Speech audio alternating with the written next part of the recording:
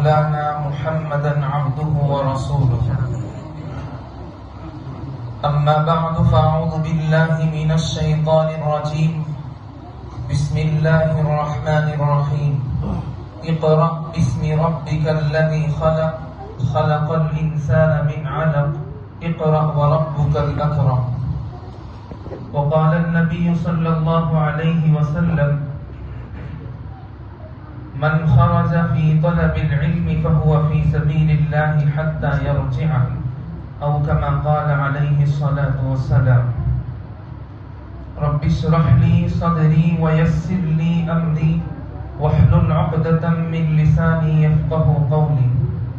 رب اشرح لي صدري ويسر لي أمري واحلل عقدة من لساني يفقه قولي.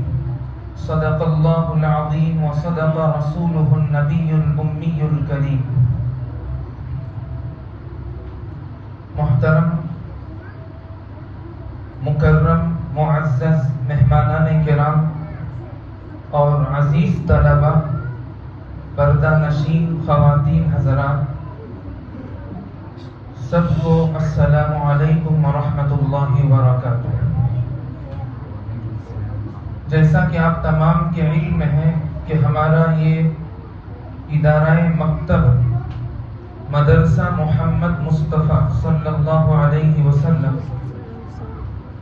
الحمدللہ تقریباً 6 سال سے علمی تربیتی اصلاحی خدمات انجام دینے میں رواں دواں، اور ابھی میں کلام اللہ شریف میں سے ایک چھوٹی سی سورت ہے سورۃ العلق کے نام سے، جس کے چند آیات میں آپ حضرات کے سامنے تلاوت فرمائی ہے، اور ذخیرہ احادیث میں سے ایک حدیث مبارکہ میں آپ حضرات کے سامنے پیش کیا۔ دونوں کا خلاصہ اور دونوں کا مطلب علم دین حاصل کرنے میں ہی منسوب ہے،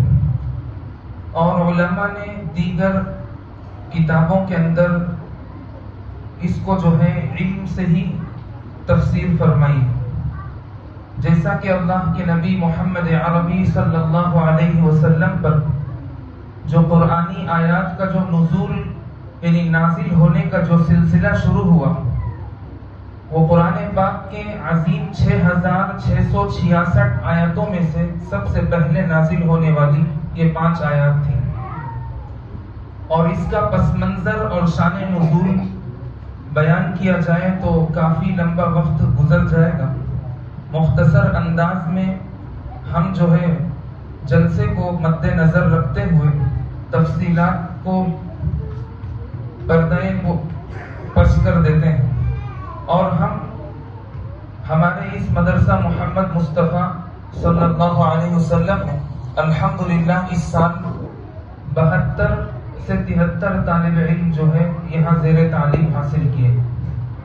اس میں سے ماشاءاللہ بچوں کی اصلاحی، تربیتی، اخلاقی تمام انتظامات کو ہم لوگ یہاں سر انجام دے رہے ہیں۔ بچوں کی نماز کی پابندی ہو، اخلاقی اعتبار سے، ان کے چال ڈھال کے اعتبار سے الحمدللہ ادارہ اور ادارے کے جو اساتذہ کرام ہیں وہ لوگ بھی اہتمام کے ساتھ، توجہ کے ساتھ جو ہے بچوں کی تربیت میں لگے رہتے ہیں۔ تو سب سے پہلے میں تمام آئے ہوئے مہمانان کرام کا میں تہہ دل سے شکریہ ادا کرتا ہوں،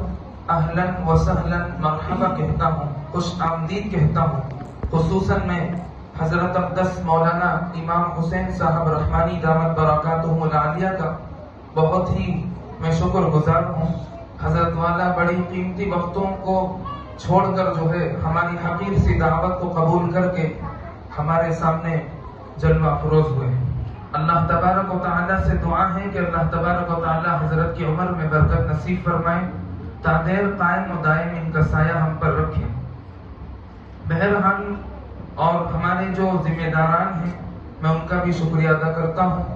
ان کو بھی میں اہلاً و سہلاً مرحبا کہتا ہوں۔ اس میں خصوصیت کے ساتھ بہت سے لوگ اس میں شامل رہے اور مدرسے کو رواں دواں کرنے میں، مدرسے کی تعلیمی انتظام کو بڑھانے میں، سجانے میں، سنوارنے میں ان کا بہت ہاتھ رہا ہے، جن سے میری مراد علی جناب مجیب احمد محمد مصطفیٰ صاحب اور ذبیح الرحمان صاحب، منیر احمد صاحب، ماشاءاللہ یہ حضرات بھی مدرسے کی بچوں کی بڑی فکر کرتے ہیں اور دینی خدمات انجام دینے میں ہمارا بہت ساتھ دیے ہیں، ان کا بھی شکریہ ادا کرتا ہوں۔ اب اللہ رب العزت کا دستور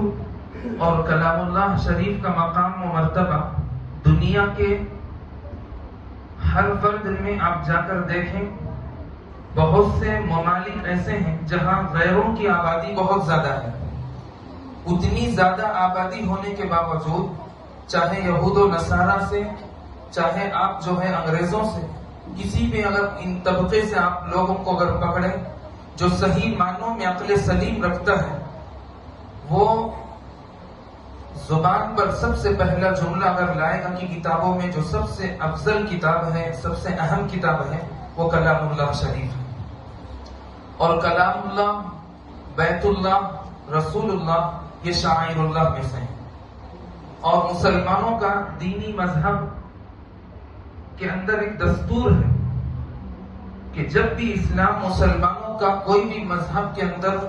دیکھا جائے تو سب سے اونچا مقام والا، کردار والا، اخلاق والا مذہب اسلام سمجھا جاتا ہے۔ اور ایسی دینی اصلاحی جو مجالس ہوتے ہیں، ان کا انعقاد خصوصی طور پر کلام اللہ شریف سے کیا جاتا ہے۔ میرے دوستو، یہ وہ کلام ہے کہ جس سے پتھر دل بھی موم بن گئے ہیں۔ سیدنا عمر فاروق رضی اللہ عنہ کا مشہور واقعہ آپ حضرات کے سامنے تو ہے۔ ہر فرد مسلمان اس چیز کو جانتا ہے کہ کس مقصد کے لیے حضرت عمر فاروق رضی اللہ عنہ گھر سے نکلے تھے۔ چند قرآنی آیات کو سنتے ہی ان کا پتھر دل موم ہو گیا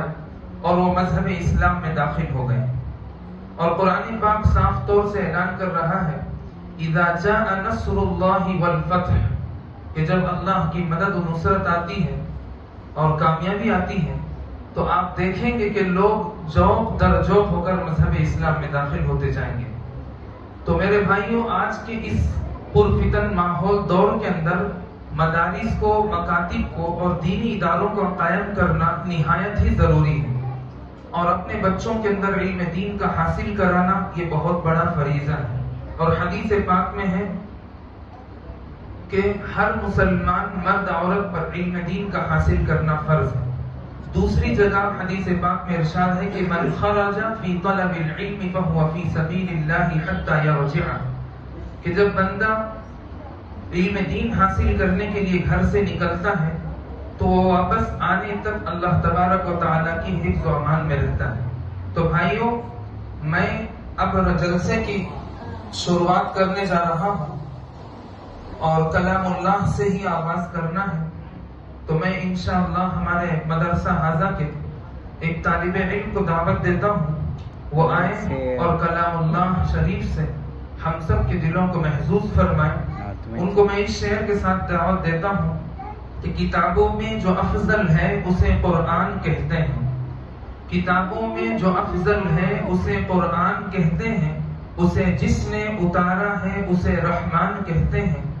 سجا لے اپنے سینے میں جو اس کے 30 پاروں کو، زمانے بھر میں اس کو حافظ قرآن کہتے ہیں۔ میری مراد محمد مدثر بن سلیم صاحب، وہ آئے کلام اللہ شریف سے مجلس کا آغاز فرمائیں۔